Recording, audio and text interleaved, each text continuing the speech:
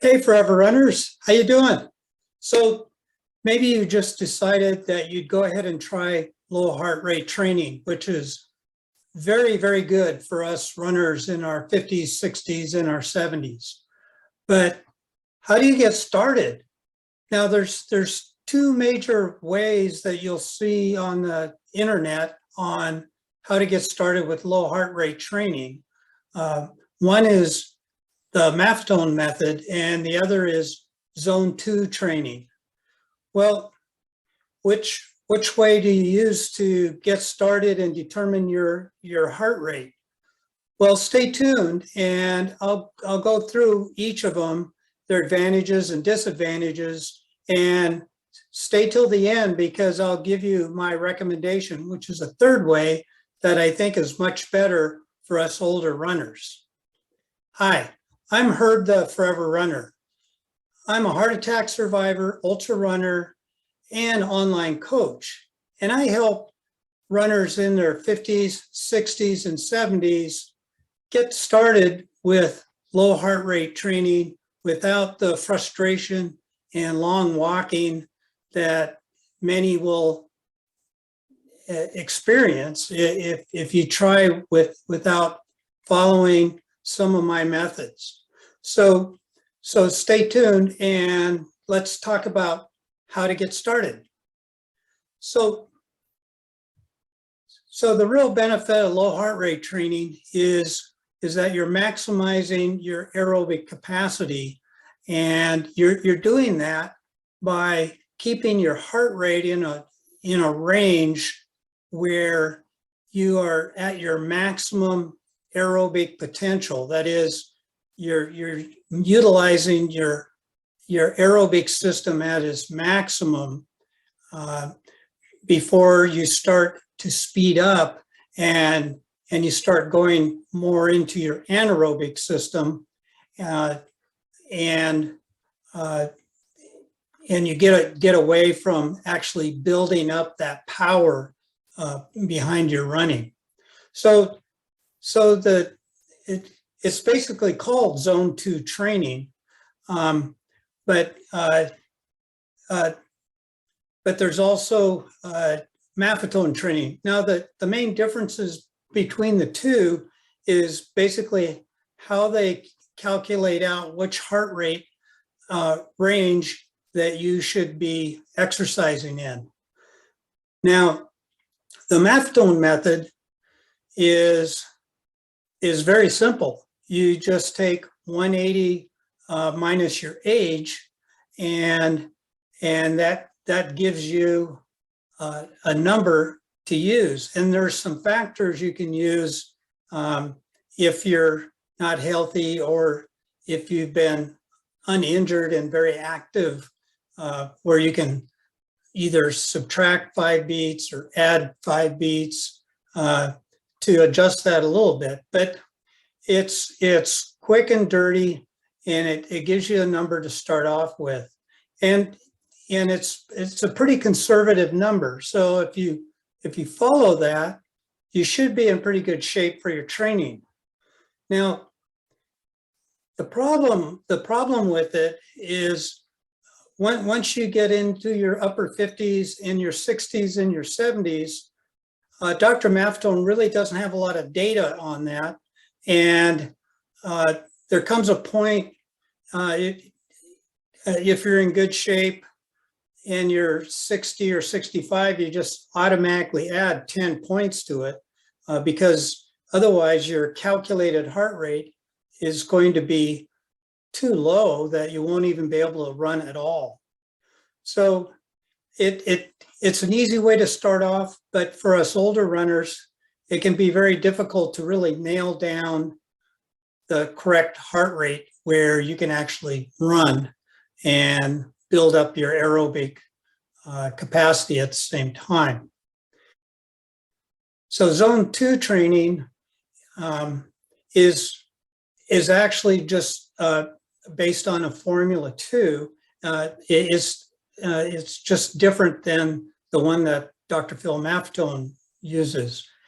And I like to use the Carvin method, which I won't go into the details, but it's basically a calculation where you can put in your maximum heart rate and put in your resting heart rate, and it'll print out all your ranges.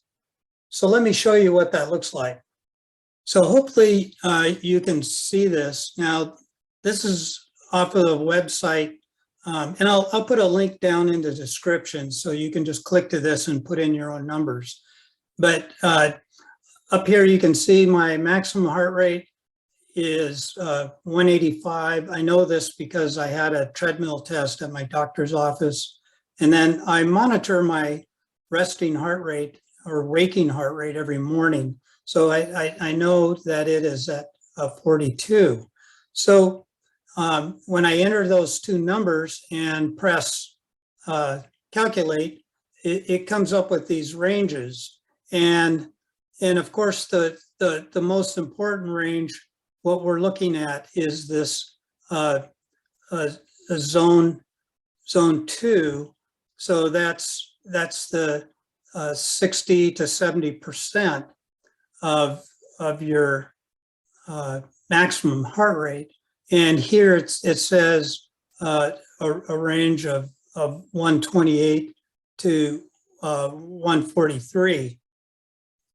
Now this is pretty neat that you can get that range just by adding those two numbers. But one of the problems with this is you may not really know what your maximum heart rate is, and really the only safe way to do it is in a doctor's office on a stress test, a treadmill test. Now, you've probably been out on a run and really spiked your heart rate on a run, and you might remember how high that is, and that could give you an idea of probably what your maximum heart rate is. And one of the ways to determine it is to just go out and do a very fast, hard 5K effort.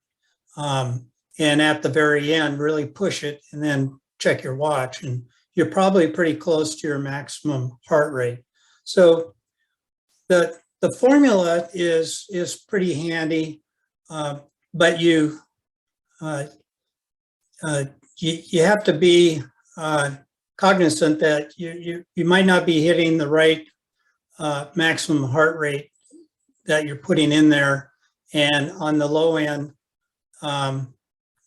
you should be able to determine your resting heart rate just by checking your heart rate first thing when you get up out of bed.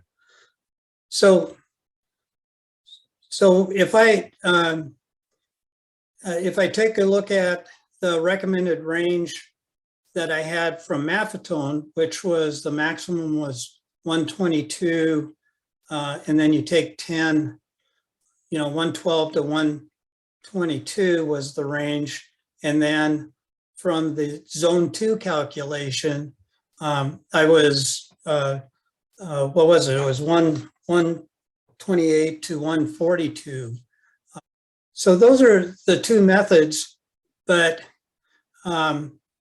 so how do you reconcile the two? I have a third way a third approach that I take with my clients that I think works much quicker to get you started on the right foot, and without having to have too low of a heart rate where you're walking half the time, even on flat ground. And I call that what I call doing is find your minimum viable pace, and that's basically doing a warm up on flat ground and running a mile or two on flat ground at the easiest pace you can, and that you're very comfortable at, and then don't look at your watch until the end, and then take a look at what your heart rate was at that easy pace that you did on level ground. And it could be 130 beats per minute, 135 beats per minute. something like that. And maybe your calculated ranges are lower than that. But I've found with my clients, that's a good place to start. And because then you can at least on level ground be running the whole time. And the whole premise behind low heart rate training is to be consistent and in a lot of repetition. So if you can run 4 or 5 times a week, for a half hour to an hour at a time, you're going to see a lot of improvement if you're running all the time instead of run walking. So that's kind of my third method. So going over this again, Maffetone Method, 180 minus your age, pretty simple, but for us older folks, it might take quite a bit of adjusting to get it just right.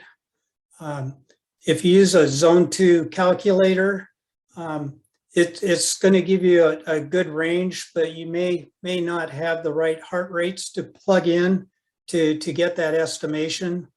And if you really want to nail it down, then feel free to hit me up with a call.